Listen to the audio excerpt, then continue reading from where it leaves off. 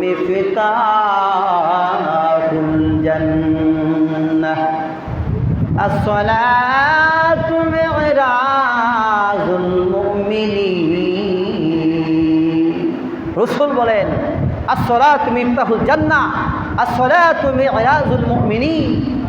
নামাজ হচ্ছে বেহেশতের চাবি, আর নামাজ হচ্ছে যারা নামাজ পড়েছে তারা যেন মেরাজ করছে। যেরকম সুবহানাল্লাহ।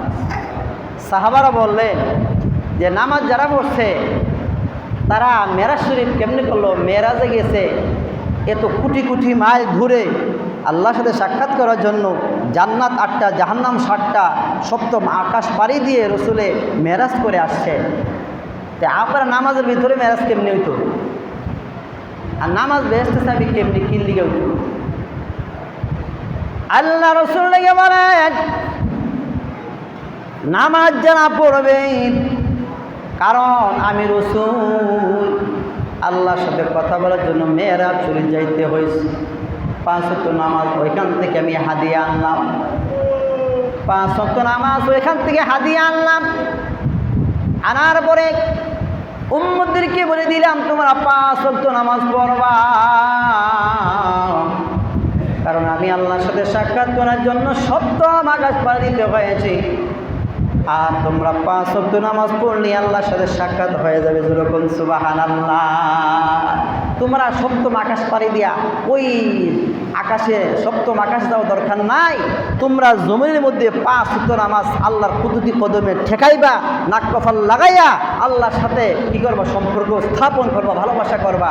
করলি আল্লাহর সাথে সাক্ষাৎ হয়ে যাবে। যেরকম সুবহানাল্লাহ। আল্লাহ রসুল বলেন আরেকটা কিটা? আরেকটা হইল কোরআন তেলাওয়াত করবা, কারণ কোরআনের মধ্যে আল্লাহর বাণী আছে। আল্লাহ বলেন যারা কোরআন শরীফ তেলাওয়াত করলো, 6066 খান আয়াত তেলাওয়াত করলো, আমি আল্লাহর সাথে 6066 বার কথা বলেছে। যেরকম সুবহানাল্লাহ। আল্লাহ বলে যে বান্দারা কোরআন তেলাওয়াত করে আমি আল্লাহর সাথে সরাসরি কথা বলে। যেরকম সুবহানাল্লাহ। কোরআন তেলাওয়াত যারা করে আল্লাহর সাথে কথা বলে, নামাজ যারা পড়ে আল্লাহর সাথে কথা বলে। কথা বলার নাম হচ্ছে নামাজ, আল্লাহর সাথে কথা বলার নাম হচ্ছে নামাজ, আল্লাহর সাথে কথা বলার নাম হচ্ছে তেলাওয়াতে কোরআন। এই জন্য আল্লাহ বলে আউযিদ আলাইহি ওয়া রাত্তিলিল কুরআন তারতিলা। বেশি বেশি করে তাফসীরের সাথে কোরআন তেলাওয়াত করো।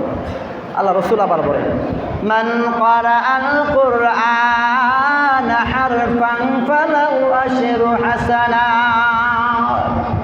রসুল বলেন যে কোরআন শরীফে যে ব্যক্তি একটি মাত্র হরফ পাঠ করবে তার আমলনামাতে আল্লাহ তাআলা 10টা নেকি লিখে দেবে। যেরকম সুবহানাল্লাহ। তাহলে আমাদের